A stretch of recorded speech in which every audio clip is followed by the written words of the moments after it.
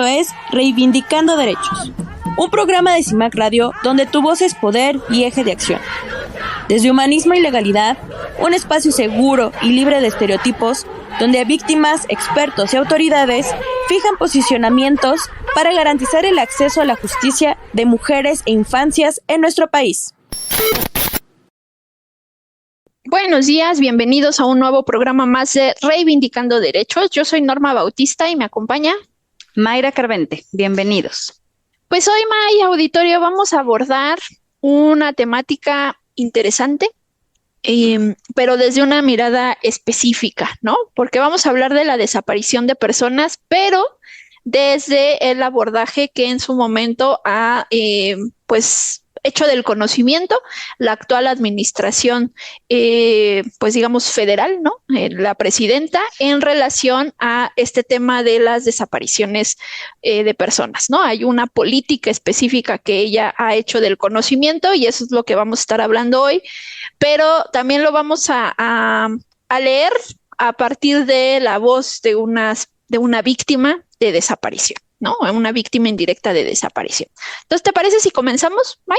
Sí, adelante. Desde que empezaste con el tema hice caras porque es un tema preocupante, triste, frustrante. Son muchas situaciones y nosotras que lo vivimos solo como asesoras jurídicas, ¿no? Entonces, bueno, vamos a platicar hoy qué es, ¿no? ¿Qué es la desaparición? ¿Cuál es esta política que está planteando la presidenta?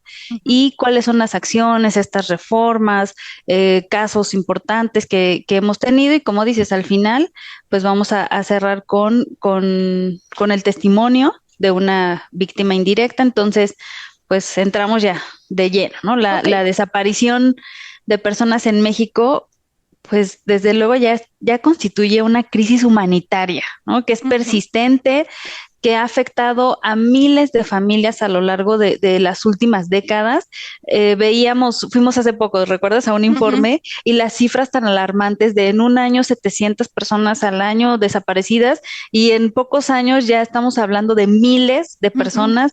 Es preocupante escuchar los casos de cada una de las víctimas indirectas, pues es preocupante porque pues platican desde su trinchera lo que han vivido y pues bueno, sí es un fenómeno que se ha ido acrecentando y frente a esta problemática, el gobierno federal ha implementado diversas estrategias para abordar y mitigar el fenómeno.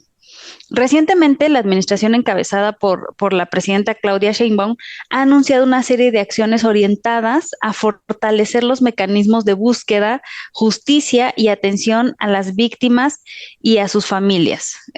No sé si realmente está dando resultados, si realmente se está aplicando, si realmente tenga esta voluntad política de llevarlas a cabo, pero de que ella las anunció, y si todavía nos pudieras platicar, ¿qué nos dice la ley?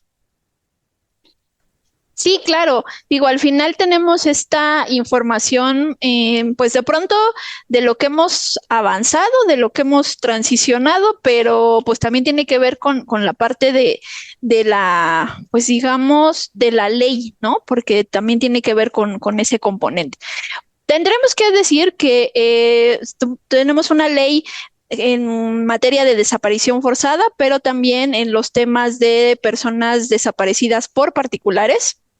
Esta es una ley que se promulga por ahí del 2017 y ha generado estas estructuras institucionales de una Comisión Nacional de Búsqueda, un Registro Nacional de Personas Desaparecidas y No Localizadas, pero acá lo que tenemos que poner en tela de juicio es la efectividad de esa norma, ¿no? Porque sí, digo, al final se crea a partir de los movimientos de víctimas en todo el país. Tenemos un instrumento jurídico a partir de la movilización de estas víctimas, pero que cuando ya lo queremos ver materializado de qué tanto funcionan estas comisiones de búsqueda, el registro de verdad es real y demás, pues ahí es donde nos vamos a enfrentar a importantes desafíos y una evidente falta de coordinación que estamos presenciando entre las diferentes instituciones o el argumento recurrente de los recursos insuficientes a partir de una austeridad, ¿no? También ha reconocido esta ley, pues figuras que antes no estaban sancionadas, porque una cosa es la desaparición forzada y otra la desaparición cometida por particulares, que eso ya lo hemos abordado en otros programas en donde hemos referido que esa crisis de la que tú hablas, Mike, ha sido tal que nos ha llevado a tener una ley específica en la materia, es decir, no, la desaparición forzada se conoce en América Latina, pero la figura específica de desaparición cometida por particulares, recuerden que la desaparición forzada intervienen agentes estatales, pero estábamos teniendo casos en donde pues solamente no sabíamos qué había pasado con esas personas. Entonces, tenemos este tipo de ordenamiento, sin embargo, pues no hemos tenido un avance significativo ni en la reducción de hechos delictivos, ni en la identificación de personas, y esto, la problemática es que genera mucha incertidumbre en las familias y una pues sobrecarga estatal, que eso evita que analicemos el fenómeno en su justa dimensión. Y tenemos ahí un caso pues interesante, que es el que ha movido precisamente la política del gobierno federal. ¿Nos puedes contar, May?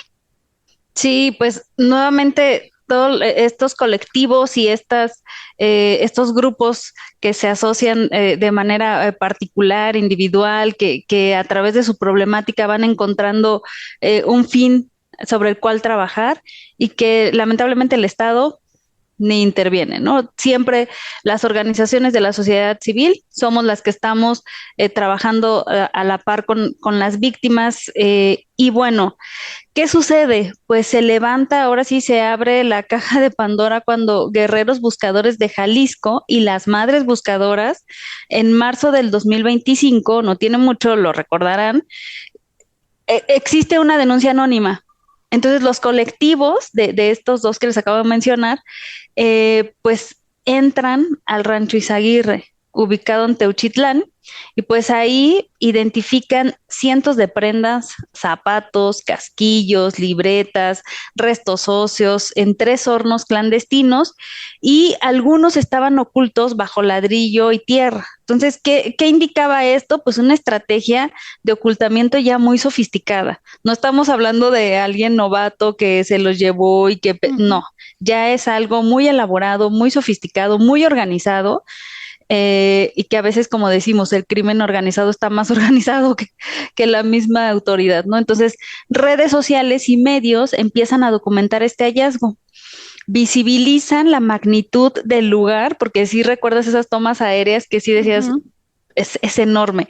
Entonces, la Comisión Interamericana de Derechos Humanos se pronunció y dijo, pues bueno, yo voy a categorizar el sitio como una expresión de la degradación, de la violencia, del crimen organizado, contraria a la dignidad humana. O sea, ¿qué puede haber algo peor a lo contrario a la dignidad humana? Pues justo esto, lo que sucedió en este rancho, ¿no? Entonces, expertos consideran que el rancho era un centro de adiestramiento y exterminio operados por el cártel Jalisco Nueva Generación, y usuarios y colectivos lo denominan la escuelita del terror, donde jóvenes eran reclutados, torturados y asesinados en fosas clandestinas, hornos crematorios y pertenencias personales. Se encontraron suficiente evidencia para sugerir desapariciones sistemáticas. ¿Recuerdas que muchas personas lograban ubicar por estas fotos, así de esta foto, esta mochila la traía mi hija, estos zapatos los traía mi hijo?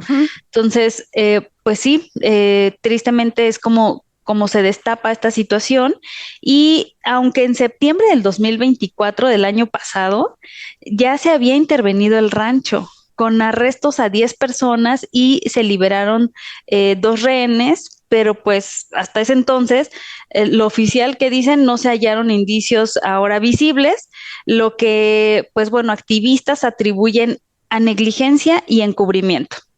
Al limpiar el terreno, que, bueno, sí, también recuerdas que limpiaron, ¿no? El terreno antes de exhibirlo públicamente, la Fiscalía de Jalisco fue acusada de una simulación. Es increíble, ¿no? Que una fiscalía de esta magnitud haya hecho, pues, estos actos que todo indica que lo hacen con dolo, ¿no? Con una negligencia para que justo no sepas qué pasó. Entonces, tras la presión pública, la presidencia pues de la República, la presidencia federal, instruyó que la Fiscalía General de la República asumiera la investigación. Lo que hemos dicho, una vez atraen el caso. Entonces, ellos, la presidenta dice, ustedes atraigan el caso, la Fiscalía General asume ya esta investigación y bueno, se anunciaron acciones por parte de la presidenta, de la mandataria federal, para fortalecer la Comisión Nacional de Búsqueda, crear bases forenses unificadas, eliminar plazos de espera para iniciar investigaciones por desaparición. Y bueno, así la presidenta Sheinbaum presentó un plan que incluye 6 acciones clave para abordar las crisis de desapariciones que pues bueno, no sé para qué año, ¿verdad? Las vayan a implementar, porque dudo que sea a corto plazo, pero bueno, estas 6 acciones clave, si quieres las comentamos cuando regresemos de la pausa, porque creo que estamos en tiempo y sí quisiera darlas un poquito más a detalle para que las comentemos incluso, ¿no? Súper, pues entonces recuerden por favor que nos pueden estar escuchando a través de cimacradio.org y que también nos pueden buscar a través de las redes sociales de CIMAC o llamarnos al número de cabina 55 35 08 47 61, 55 35 08 47 61. Estamos en Reivindicando Derechos, volvemos. En CIMAC Radio queremos escucharte. Queremos escucharte. Queremos escucharte. Comunícate con nosotras al 5535 08 47 61. 5535 08 47 61. Y déjanos conocer tus opiniones sobre nuestra programación. CIMAC Radio, periodismo con perspectiva de género. Bueno, estamos de regreso. Les estaba platicando estas pues acciones que anunció la presidenta Claudia Sheinbaum para pues todo este plan que tiene en materia de búsqueda de personas. Entonces, ¿cuál es una de estas acciones? El fortalecimiento de la Comisión Nacional de Búsqueda mediante la asignación de más recursos y personal capacitado. Otra es la reforma a la Ley General en materia de desaparición para crear una base única de información forense, el establecimiento también de una plataforma nacional de identificación humana que integre datos de diversas instituciones. La siguiente es la implementación de protocolos homologados para la búsqueda inmediata en la investigación de casos. También la atención integral a las familias de las víctimas, incluyendo apoyo psicológico y asesoría legal, y la coordinación con fiscalías estatales y la Fiscalía General de la República para garantizar investigaciones efectivas.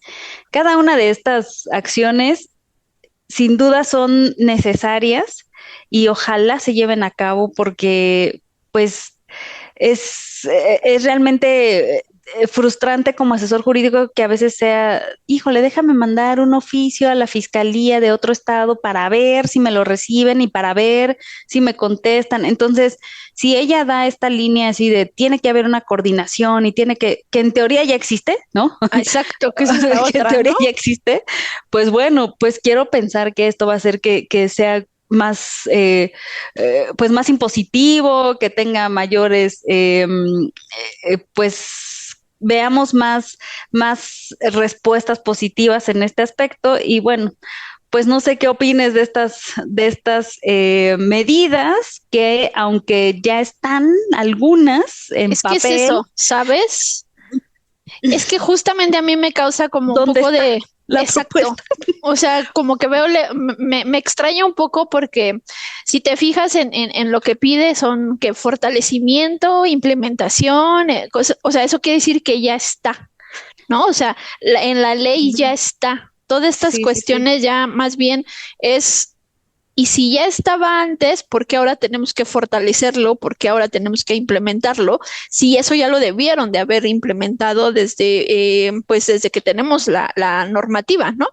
Hoy sí, si de pronto nos quedáramos con un análisis general, diríamos que lo que necesitamos es que sean efectivos. Pero otra cosa que me salta mucho a la vista, May, es si te fijas de todas estas propuestas, claro, tiene que ver precisamente con el Rancho Izaguirre del que tú ya nos contaste, pero volvemos a lo mismo, entonces estamos buscando muertos, ¿no? O sea, seguimos con esa idea de buscar muertos, con que la única forma de buscar a las personas es tomando en consideración que están muertos. Y la realidad es que cuando buscamos a una persona desaparecida, partimos de la búsqueda con vida. Obviamente tú ya como institución tomarás en consideración si los elementos que hay alrededor dan para considerar que esa persona ya ha fallecido, pero no de entrada empieces a buscar muertos, porque entonces es pues casi como si le dijeras a la familia, pues ya mire, ya no hay más que hacer, ¿no? Nos vamos a centrar solo en este elemento, y la realidad está pues muy alejada de lo que están viviendo las familias, ¿no? Sí, y está un tanto incongruente que diga también, vamos a asignar más recursos. Bueno, los recortas, se los das, se los quitas, se los pones. Tan sencillo, las fiscalías carecen de muchos recursos, hojas, así de sencillo. Entonces, ella puede tener pues todo el discurso, ¿no? Pero de ahí a tener realmente la voluntad y el hacerlo, como dicen, del dicho al hecho, hay un buen trecho. Entonces, yo veo bastante, mira, que las personas que a lo mejor no están familiarizadas con el tema pueden decir, suena bien, ¿no? Suena que sí va a haber un cambio, claro, pero los que hemos vivido de cerca estos casos dices, o sea, eso ya está. Uh-huh. ¿Realmente qué vas a hacer? Entonces es frustrante, triste, y que no quieran ver, dicen que lo primero es aceptar, ¿no? Yo creo que no quiere ver la realidad y no quiere aceptar la crisis en la que estamos en cuanto a desaparición de personas.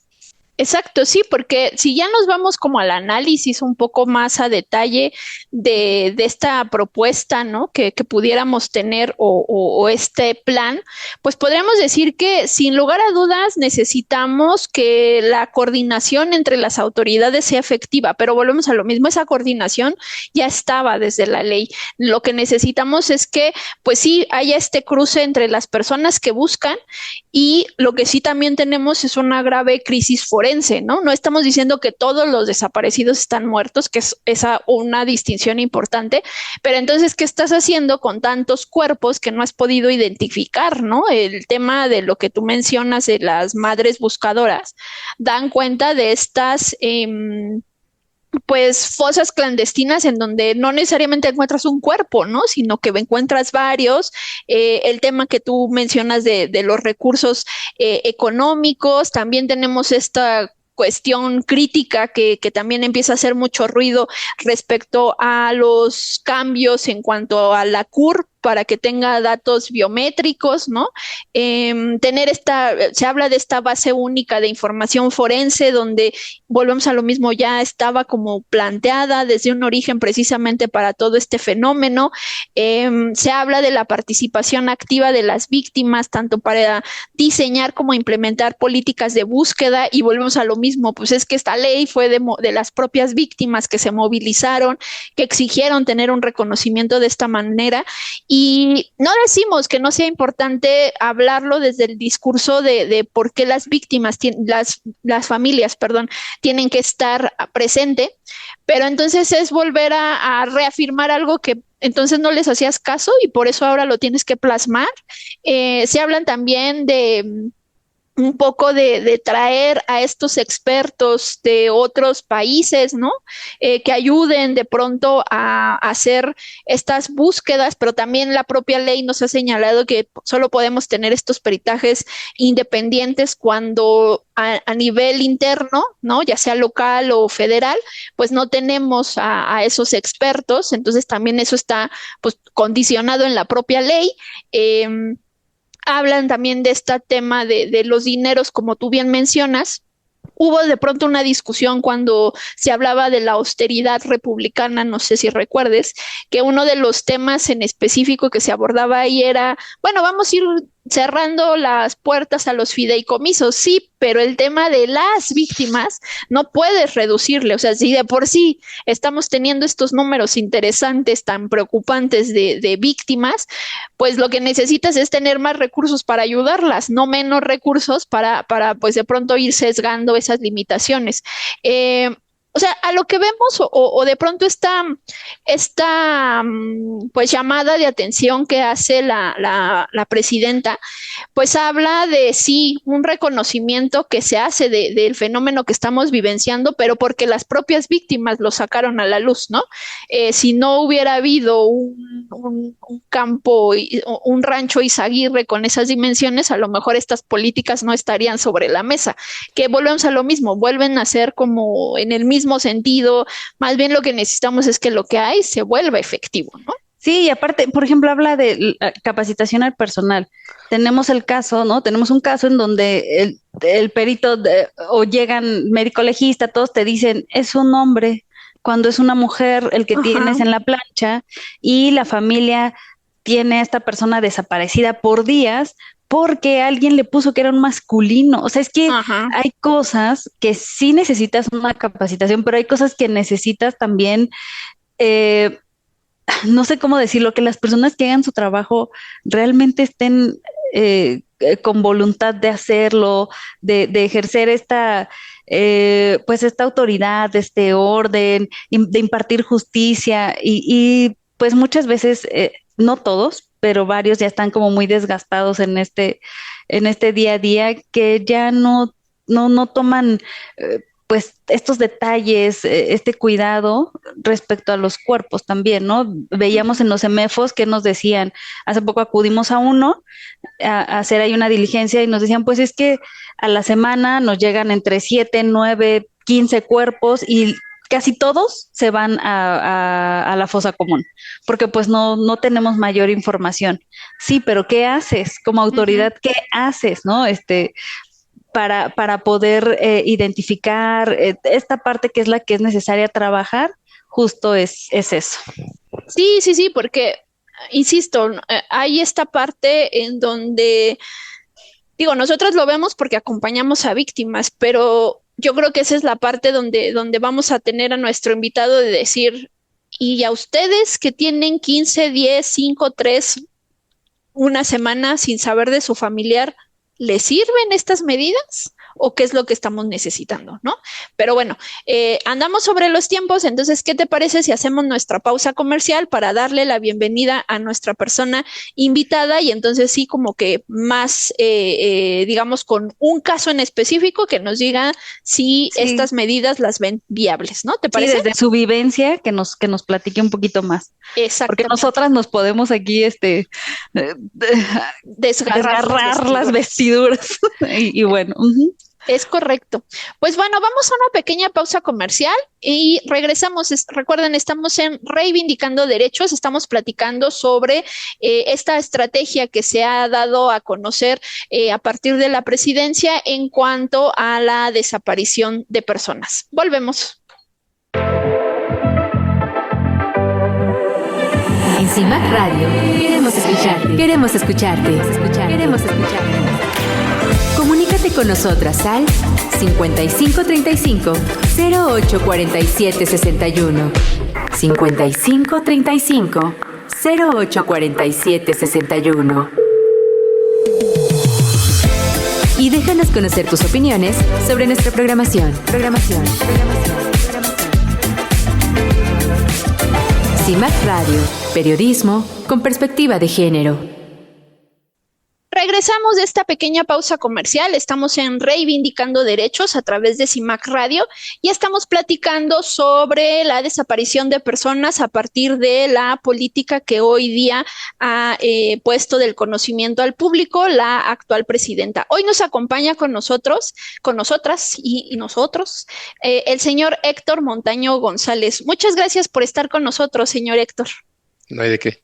Bienvenido, señor Héctor. Y pues bueno, aprovechando aquí su visita, ya platicamos un poquito del contexto, todo lo de la desaparición de personas y la política que tiene la presidenta Claudia Sheinbaum en este aspecto. Pero de inicio, ¿usted nos puede contar por favor, quién es usted y a quién está buscando. Sí, yo soy Héctor Montaño González, papá soltero separado, viviendo con mis hijos Moisés y Eunice, que es la que tengo desaparecida. Y sí, Sí, sí, no, díganos. sí, pues, y pues he dedicado a buscarla, porque es un poco complicado el asunto. Justo en ese tenor, ¿nos podría contar quién es Eunice y un poco el contexto de su desaparición? Sí, Eunice es mi hija mayor, luego le sigue Moisés, son mis dos hijos que viven conmigo. Este, pues ella es una muchacha, muy alegre, soltera, muy, eh, con muchos sueños, y desgraciadamente por medio de una trampa, pues, está desaparecida mi hija. ¿Desde cuándo está desaparecida, señor Héctor? Desde el 2022. Lo que pasa es que es un poco complicado este asunto. Yo considero que esta organización que se llevó a mi hija, pues son gente profesional en el tema, porque está muy estructurado la forma en que se llevan a mi hija. No fue un rapto así, tal cual, sino eh, le ofrecen un trabajo, nos hacen caer a todos en la trampa, eh, hacen documentos falsos, identidades falsas, y poco a poco la van retirando de nosotros, Y hasta así es. hasta llegar al momento que ya desde 2010 2022, mayo 10, Ujú. fue la último eh, contacto que tuvimos con ella, y eso por una videollamada un audio de llamada que nos mandó, y de ahí para acá no sabemos nada. Oiga, señor Héctor, y bueno, a partir de que usted está buscando a Eunice, en la fiscalía, en la investigación, ¿usted ha tenido contacto con comisiones de búsqueda? Y si es así, ¿nos podría también contar en qué le han apoyado y qué elementos usted consideraría que ayudaría mejor a sus funciones? ¿Cree que darle más recursos y capacitar a su personal sería suficiente? Que es lo que nos estaba aquí, que es una de las acciones clave de esta propuesta de la presidenta. Bueno, sí, en cuestión de recursos, creo que sí es necesario que reciban recursos, de las instituciones como la Fiscalía, la Comisión de Búsqueda, porque a veces no tienen elementos de oficina para trabajar. Una memoria, una hoja incluso para sacar una copia, pues no se tiene. Y en ese aspecto he visto que sí pasan un poco de, de problema, ¿no? Pues que estarlos consiguiendo. En cuestión de apoyos entre las organizaciones, yo considero que están mal. Ah, sí hace falta los recursos, pero también hace falta integridad en cada elemento de cada institución, porque no hay coordinación. En otras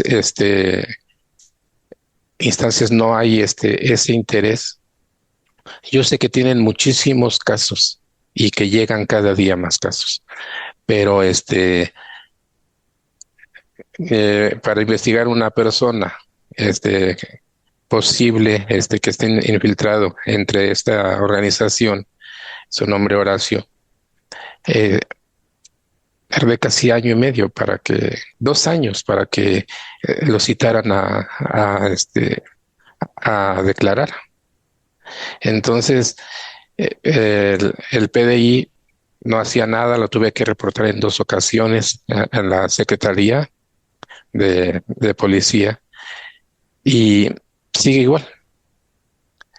Entonces, ahí hay falta de interés, hay falta de coordinación, porque también, así como comento esto, he encontrado personas, un Ministerio Público que era muy capaz, con mucho entusiasmo, pero hacen que se le quite ese ánimo los compañeros, la gente que tiene que colaborar con él, porque lo frenan. Y yo pasé esa experiencia con el licenciado Cristian, que estuvo en la mesa del Ministerio Público. Eh, en mucho entusiasmo, apoyó mucho, avanzó el caso un poco cuando estuvo él. Desgraciadamente lo removieron y llegó otro licenciado. Y ese es un problema también muy fuerte en las instituciones. Y señor Héctor, una de las medidas que se han pues propuesto es precisamente el tema de las bases de datos, ¿no? Cómo se va a trabajar en estos temas de las bases de datos, generar bases de datos como nacionales para poder consultar información, aunque algunas de las propuestas de la presidenta tienen que ver más para cuestión de información forense. Ajá.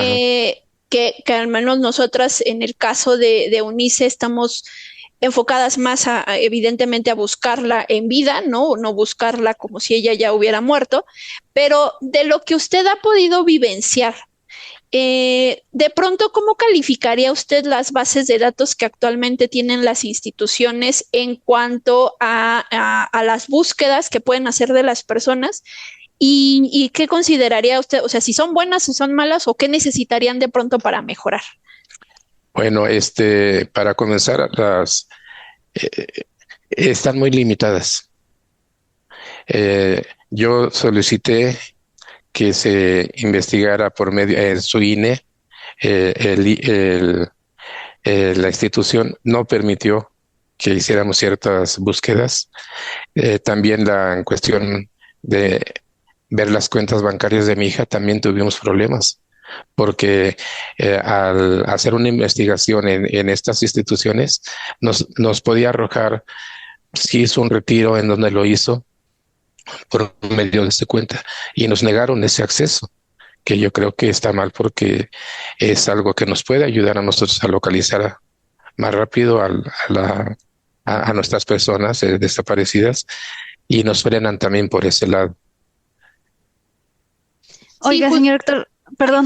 Perdón, ahí nada más te interrumpo tantito, Sí, May, porque sí, justamente en esto que le estamos preguntando al señor Héctor, lo que hemos podido vivenciar, que solicitamos un informe interesante justamente a una comisión de atención a búsqueda, y en este entendido de hacer una investigación mucho más integral de la desaparición, por eso nos acercamos para ese estudio en específico, y después de varias semanas de espera, meses de espera, Sí.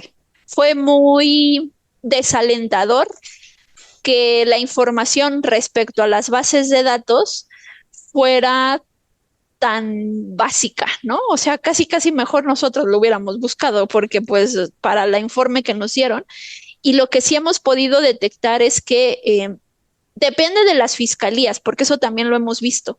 Dependiendo de las fiscalías, tienen acceso a ciertas plataformas de concentración de datos.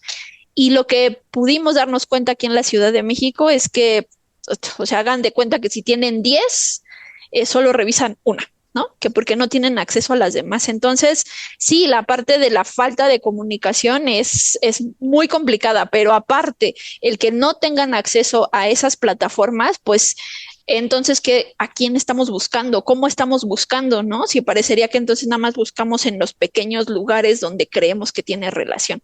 Pero May, perdón, señora, adelante. Es amarrarnos de manos. Exacto.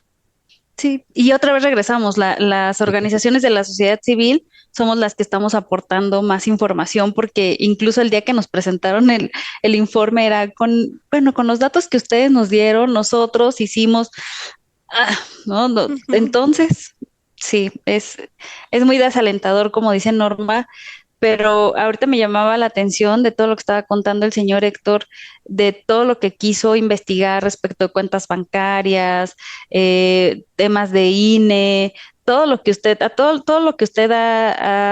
tratado de investigar. ¿Nos puede contar también un poquito con qué autoridades ha acudido a partir de la desaparición de UNICE, incluyendo las que tengan que ver o las que tengan relación con la atención a víctimas? Bueno, estuve en 2 colectivos de búsqueda. He estado en la Comisión de Búsqueda de la Ciudad de México. Este, He estado con Humanidad y Legalidad y estuve en la comisión en la FIPEDE, donde también me he acercado mucho en la atención a clientes, en atención a víctimas, perdón. Ujú. Entonces, lo que yo he notado, sobre todo en esto, no hay colaboración. Son muy cerrados en ciertas instituciones o ciertos elementos en cuestión de facilitar las cosas a la otra persona.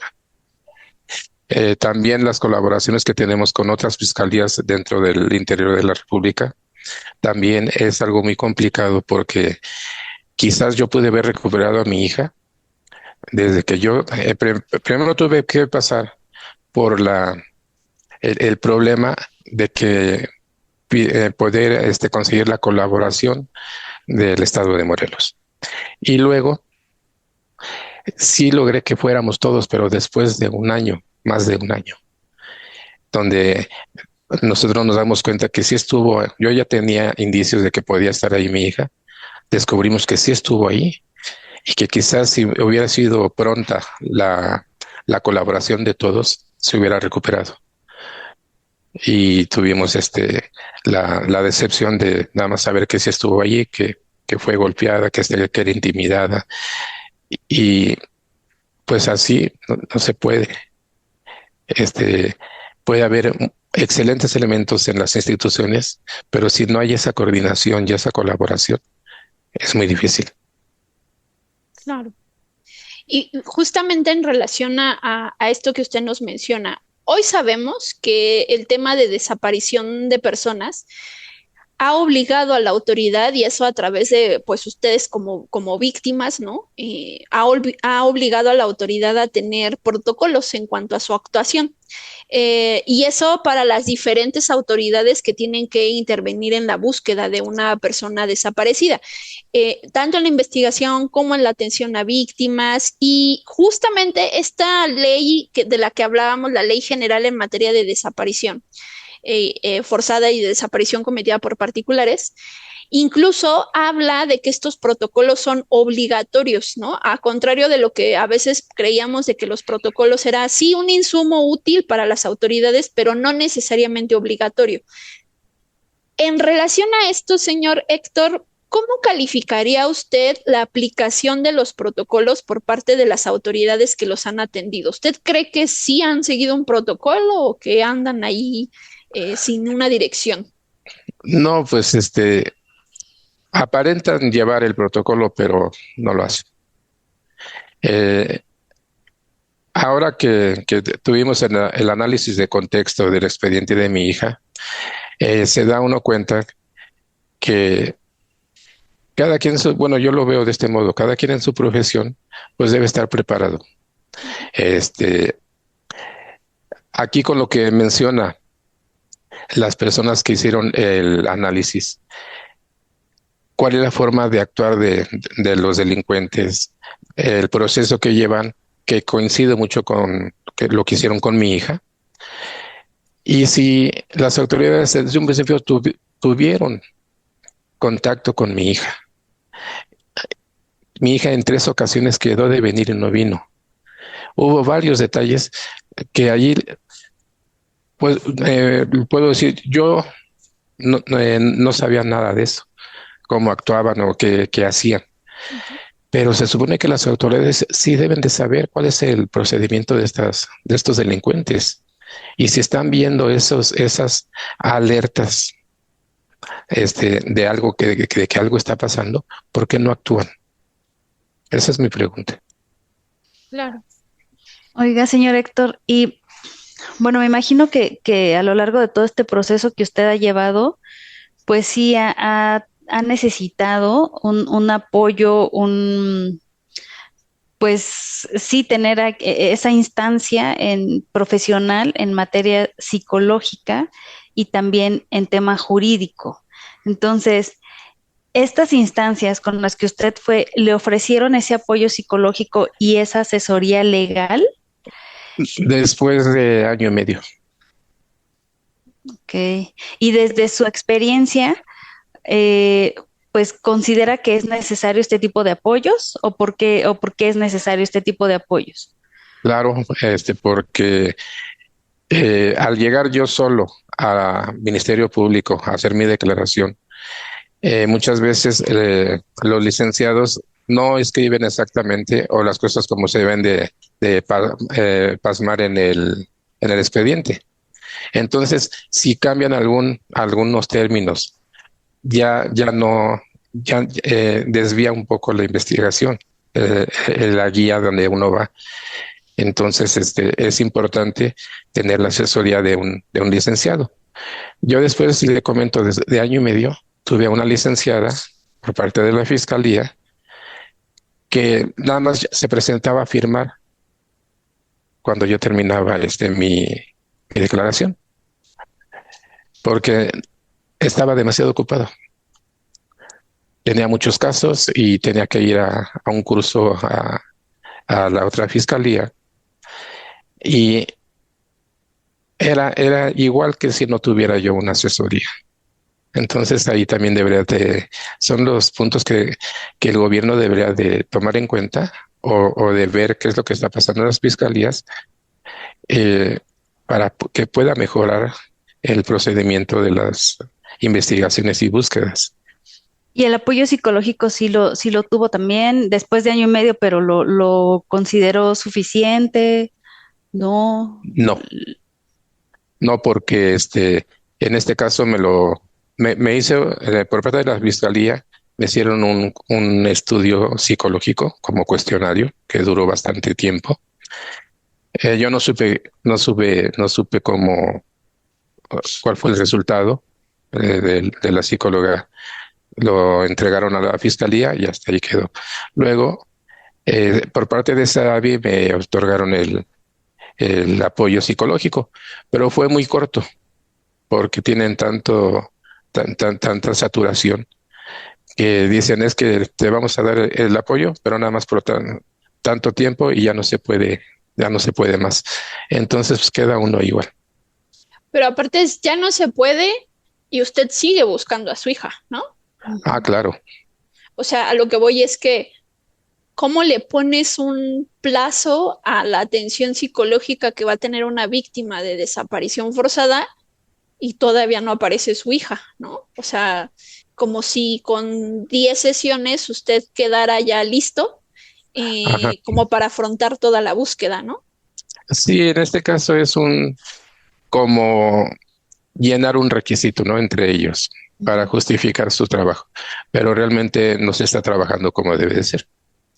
Y justamente allí antes de terminar este bloque, señor Héctor, me gustaría que nos contara un poquito, ¿ha sido posible que usted participe de forma activa en la búsqueda de su hija, más allá del tema de que tenga representantes legales y demás? Es decir, cuando usted llevaba información respecto a la búsqueda de su hija, la fiscalía sí decía, sí, claro, vamos a buscar por donde usted dice.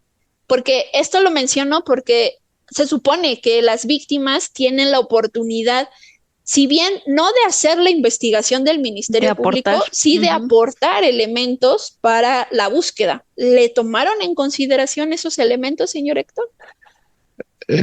No. ¿Qué argumento le daban?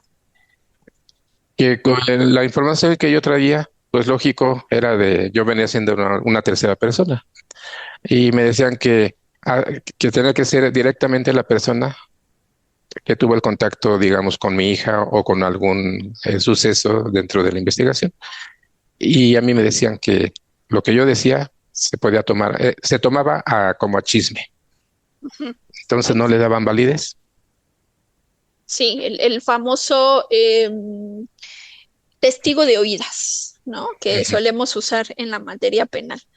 Sí, se lo preguntaba porque justamente insistimos, ¿no? Esta parte de considerar que las víctimas son un sujeto meramente pasivo y desde ahí no no permitir esa retroalimentación, ¿no? De explicar por qué sí, por qué no. Más allá de hacer las acciones, es al menos explícales por qué sí se puede o por qué no.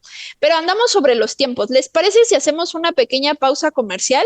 Todavía tenemos ahí un par de Claro. preguntas, señor Héctor, para que nos ayude a responderlas y bueno, para que también tengamos una claridad mejor de por qué hoy día estamos tratando de cuestionar esta política que ha hecho del conocimiento la presidenta, no solo por atacar, sino más bien para decir, hoy tenemos aquí una víctima que nos puede decir si ayudaría o no ayudaría. Recuerden, estamos en Reivindicando Derechos. Vamos a una pequeña pausa comercial y volvemos.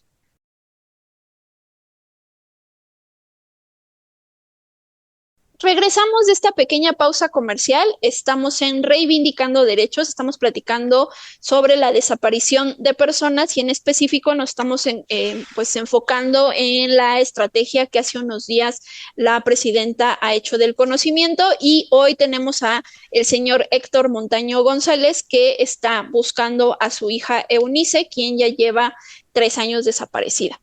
Señor Héctor, en su búsqueda de Eunice, ¿usted ha tratado de pedir ayuda a otras fiscalías? Y si es así, ¿cuál ha sido el resultado? Sí, he querido pasar el expediente a la Fiscalía de Trata, pero me han dicho que no se puede. Después de que yo quise pasarlo, seguí investigando y he logrado saber algunas cosas. Por ejemplo, cuando mi hija manda una fotografía que yo no acepté porque dije, a mí nadie me garantiza si mi hija está por voluntad propia mandando esa fotografía o está obligada. Y por esa fotografía querían cerrar el expediente. Yo me rehusé y tuve una confrontación con el licenciado encargado de la fiscalía y me dicen, como diciéndome, por lástima te dejamos que siga adelante el expediente. Después supe que lo que te podía hacer es dejar que se cerrara el expediente e ir que pasaran unos días e ir a levantar una denuncia a la Fiscalía de Trata. Ese era, según yo, lo que yo investigué, el procedimiento. Pero este procedimiento a mí nadie me lo indicó, porque yo no tenía asesoría jurídica y se supone que tanto el licenciado de la Fiscalía como el Ministerio Público pues, me podían ver orientado, ¿no? De qué hacer. Pero no, me dijeron que nada más por consideración me iban a dejar el expediente. Entonces eso a mí se me hace falta de ética, falta de interés. Como que pues nos dicen, pues entre menos trabajo mejor, ¿no? Esa es la forma en que yo he querido llevar a otras partes el caso de mi hija para que poderla encontrar, pero no he podido. Oiga, señor Héctor, y bueno, ahorita nos está platicando que siente por parte de las autoridades falta de interés, falta de empatía, sería una carpeta menos, ¿no? Eso es lo que usted siente. Sí. ¿Realmente usted nos podría decir qué necesitan las autoridades para realmente llevar a cabo una búsqueda efectiva de las personas que son reportadas como desaparecidas? Porque una de las acciones de la presidenta es, bueno, te voy a dotar de recursos y te voy a capacitar, pero usted me está hablando de una falta de empatía, de un no querer trabajar, del interés. Entonces, ¿usted qué cree o qué necesitan las autoridades realmente para hacer esta búsqueda efectiva? Bueno, sobre todo coordinación, tener un poco más empatía con todas las personas que nosotros tenemos este problema, que lo sientan un poquito, el dolor que estamos pasando nosotros. Yo sé que tienen muchos casos, pero si trabajaran debidamente, se reduciría el trabajo para ellos porque se resolverían los casos y sería un caso menos en cada persona. Claro. Y esa coordinación, sobre todo la coordinación, porque a mí me costó trabajo. Yo logré ir a una búsqueda con mi hija, con el Ministerio Público, y con la Comisión de Búsqueda de la Ciudad de México y la Comisión de Búsqueda de Morelos. Sí, íbamos todos, pero también fuimos ya fuera de tiempo. Ya pasó mucho tiempo de cuando las cosas, sale una información, entonces yo creo que debe ser inmediata la reacción. Aquí fue después de más de un año. Lógico que no encontramos nada y ellos dicen, bueno, yo ya cumplí con ir a investigar ahí, pero ¿qué pasó? No lo hicieron en el tiempo debido. Claro. Y señor Héctor, yo sé que esta es una pregunta complicada, ¿no? Pero ¿podría usted nos podría contar cómo la desaparición de Eunice le ha afectado a usted y cómo le ha afectado a su familia? Y en su caso, al tener estas afectaciones, de pronto el Estado, ¿qué debería de hacer? O sea, ¿cómo le podría ayudar el Estado a usted en todas estas afectaciones que ha tenido? O si no las ha tenido, cuéntenos un poquito. Bueno, sí. De comienzo altera el ritmo de vida que lleva una familia, porque tiene uno que dejar de trabajar para estar buscando a nuestra hija. Tiene uno que la preocupación va creciendo, la frustración va creciendo. Emocionalmente empezamos a estar mal. Y por eso es importante el asesoramiento de un especialista, un psicólogo. Eh, Deja uno de trabajar la economía también, porque al ya no poder trabajar constantemente o sin estas preocupaciones, pues uno va más o menos llevando el día a día. Pero con estas situaciones, a veces hay que acudir a la comisión de búsqueda, a veces hay que acudir a la fiscalía, a veces hay que ir a hacer una búsqueda o ¿supiste algo? Vas a investigar. Todo eso altera la vida diaria. Todo esto a uno le afecta en todos los aspectos, económicamente, emocionalmente, físicamente. Y entre más tiempo pasa, esto se pone más difícil y yo creo que tanto para nuestra persona desaparecida, si está viva, como para nosotros en el transcurso de la búsqueda. Claro. Sí, porque me imagino que el tema de salud también, ¿no? Cada vez se va uno deteriorando más en tema de estrés, de salud mental, de salud física. No es sencillo, ¿no? Es el económico, el familiar, muchos aspectos que sí influyen en usted y en su familia. Claro, el emocional viene, después del emocional viene el físico, enfermedades, alteraciones, y el económico, que también se junta al estrés. Entonces el estrés es el que ocasiona todo. Y el estrés no lo podemos quitar porque hasta que no encontremos a nuestra hija o saber algo de nuestro familiar desaparecido. Claro.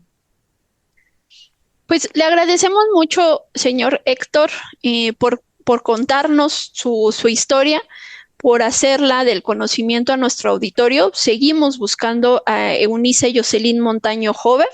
Es una chica trabajadora en su momento de Hooters, que es ahí donde el señor nos comenta que pues ahí es donde la contactan para un supuesto trabajo, y hasta el día de hoy, después de 3 años, seguimos buscando a Eunice Jocelyn y seguimos exigiéndole a las autoridades pues que continúen con su búsqueda, porque pues también lo que el señor también ha podido vivenciar a través de nuestro acompañamiento es que pues para que conozcan otras autoridades necesita venir Eunice a decirnos que necesita que otra autoridad la investigue, ¿no? O sea, es un extremo ridículo, porque volvemos a lo mismo. Este tema, una de las cosas que es importante mencionar en el acceso a la justicia en cuanto a la búsqueda de personas desaparecidas cuando sabemos que son mujeres, que es una de las razones que le han estado dando al señor Héctor, es sí, pero ella ya dijo que está en tal lugar, ¿no? En algún momento lo dijo hace un par de años, ¿no? Y con una imagen y con una un texto, pero eso no es encontrar a una persona desaparecida. Y después de eso seguimos sin saber dónde está Eunice. Entonces la fiscalía no puede tomar esta circunstancia como que ella está, pues por su voluntad, fuera de su domicilio, porque el que no sepamos de ella nos da cuenta de que sigue desaparecida y que hay una obligación del Estado en el momento en que es una mujer y en el momento en que, pues, tenemos un contexto en donde la violencia se acrecienta más en las mujeres y por ese simple hecho el Estado debería de seguir buscando de forma mucho más eficiente a Eunice, así como a todos los desaparecidos que tenemos en este país. Y hoy quisimos invitar al señor Héctor porque pues a través del acompañamiento de su caso podemos, ni siquiera nos podemos poner en sus zapatos del señor Héctor, ¿no? Pero lo que sí podemos decir es que esta estrategia que hoy se ha planteado no es algo novedoso, no es algo que de pronto como que en automático van a aparecer las personas que hoy estamos buscándolas, ni tampoco en automático les va a aparecer el nombre a los cuerpos que no tenemos identificados, sino que todavía hay un desafío muy importante para seguir en la búsqueda de estas personas y que no se nos olvide que el que hoy tengamos tantas personas desaparecidas es la respuesta a la omisión y a la, pues a que a un Estado no le importa dónde están nuestros hijos, nuestras hijas, nuestros primos, nuestros hermanos, nuestros papás, ¿no? Entonces, hoy sí quisimos traer a este espacio a una víctima que les diga que no es suficiente, que en la medida en que Eunice Jocelyn no aparezca, pues cualquier acción que tome el Estado es insuficiente, ¿no? Señor Héctor, ¿algo que le quiera decir por último a nuestro auditorio? Bueno, que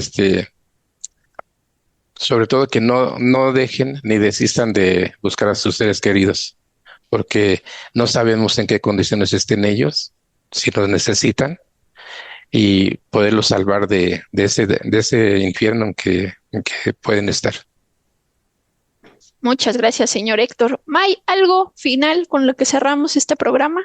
Bueno, pues muy rápido agradecerle al señor Héctor y que por lo regular tenemos el estereotipo o el prototipo de que solo las mujeres somos las que buscamos a nuestros hijos. Y este es el caso, el ejemplo de que un papá está en pie de lucha buscando a su hija y que también sepa, señor Héctor, que esta organización está comprometida con usted. Sí, ¿puedo una última cosa? Claro, claro. Algo que yo también vi en las fiscalías y que eso me consta, muchas personas levantan la denuncia, pero no le dan seguimiento a sus expedientes, le dejan todo en las manos de las autoridades y también por eso se suman los casos. También que los papás, los familiares busquen a su gente y se metan a las fiscalías para también que presionen y den un mejor servicio, porque se dan cuenta, dicen, pues no hago nada, no hay quien me esté a mí obligando a seguir buscando, y se van quedando muchos casos rezagados. Claro. Muchas gracias, señor Héctor. Pues les damos las gracias a nuestro auditorio. Pues ya saben, nos pueden estar escuchando a través de cimacradio.org y en las redes sociales de CIMAC pueden ahí hacernos una pregunta en relación a este programa o si desean algún tema en específico, pues también nos pueden pues ahí escribir. Y si no, pues nos pueden llamar al número de cabina 55 35 08 47 61, 55 35 08 47 61. No olvidemos, seguimos buscando a Eunice Jocelyn Montaño Hover. Muchísimas gracias, nos vemos la siguiente semana. Bye, bye. Bye. Gracias, bye. Esto es Reivindicando Derechos, un programa de CIMAC Radio donde tu voz es poder y eje de acción. Desde Humanismo y Legalidad, un espacio seguro y libre de estereotipos, donde víctimas, expertos y autoridades fijan posicionamientos para garantizar el acceso a la justicia de mujeres e infancias en nuestro país.